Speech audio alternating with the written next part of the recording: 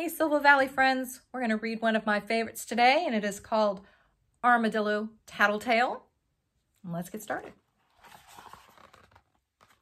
In the bare bones beginning, Armadillo's ears were as tall as a jackrabbit's and as wide as a steer's horns.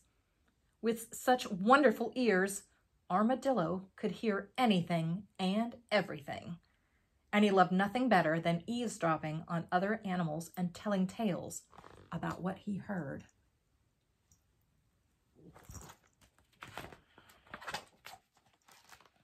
But as good as his ears were for hearing, they dragged in the dirt and stuck in the muck after a rain and always made him trip.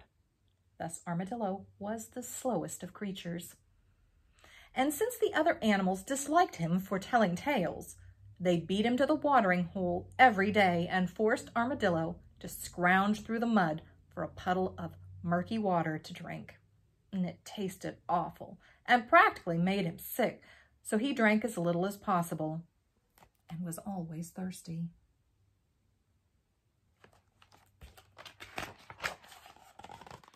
One day, as Armadillo stumbled around searching for a puddle, he overheard Egret whisper to Turtle, "Blue Jay's feathers are looking a bit scraggly.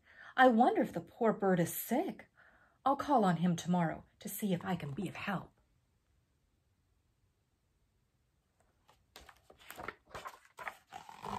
But Armadillo went to Blue Jay first, twitching his little tail as he spoke.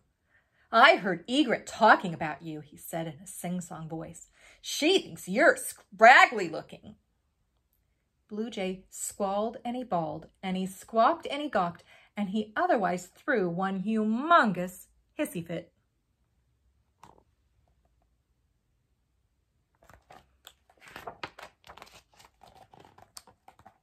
When Egret heard what had happened, she went straight away to Armadillo. "What you told Blue Jay was not true. Anyway, my words were not for your ears," she scolded. And she pick-pecked his ears good and proper and gave him the what for and the how come and the why not. Armadillo cried great big armadillo tears, and he promised never to tell tales again.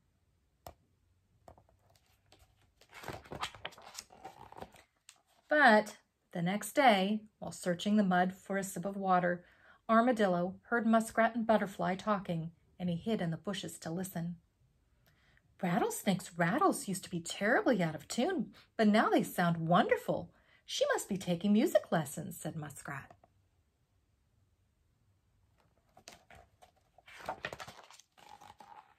Armadillo tripped over to where Rattlesnake lay warming herself in the sun, and he shifted his weight from foot to foot in an awkward armadillo dance. Rattlesnake opened an eye, and Armadillo grinned.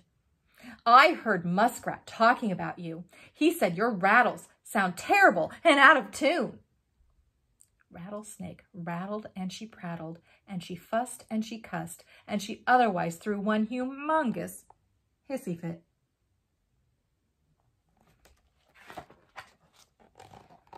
When Muskrat heard what had happened, he scurried to Armadillo. "You twisted my words into something I did not say," he shrieked.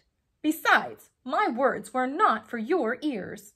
And he whick-whacked his tail at Armadillo and gave him the what for and the how come and the why not. Armadillo cried buckets of tears, and he promised never ever to tell tales again.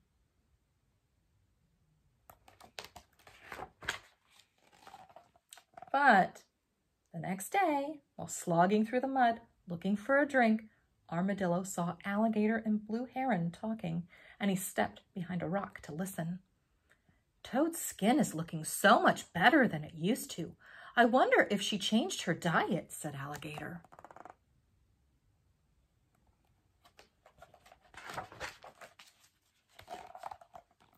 Armadillo shuffled off to find Toad. "I heard Alligator say that your skin is plug ugly and you should go on a diet," he said with a twinkle in his eye. Toad hopped and she flopped, and she wailed and she railed, and she otherwise threw one humongous hissy fit.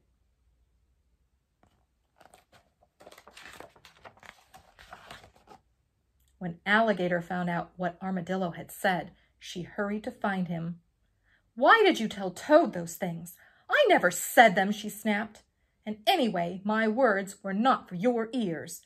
She gave him the what for and the how come and the why not.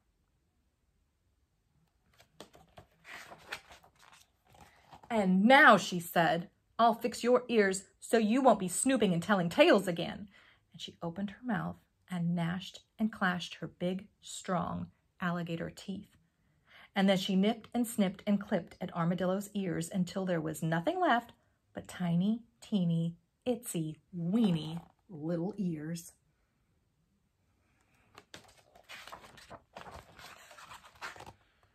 When she finished, Armadillo looked at his reflection in a puddle. His ears were so tiny. And then he started to cry. Oh, did he cry? And he raised such a ruckus that all the animals came to see what had happened. And when they saw his ears, his new tiny, teeny, itsy, weeny little ears, they stared and they gawked and they whispered. Armadillo stopped crying. "What?" he asked. "What are you whispering?" Everyone gaped at Armadillo because for the first time, he hadn't quite heard.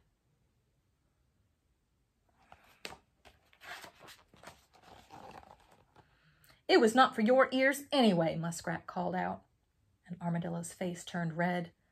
"I did not hear the whispers, but I heard that," he said, chasing after Muskrat, and in seconds, Armadillo caught him.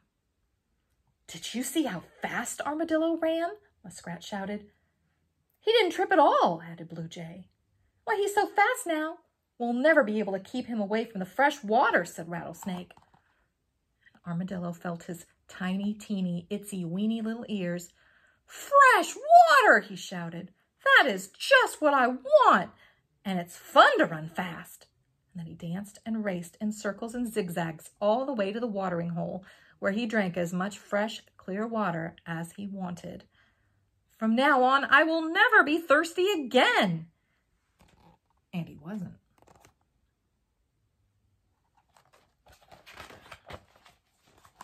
He also stopped telling tales, for even though he could hear with his tiny, teeny, itsy, weeny little ears, he couldn't overhear the other animals' conversations.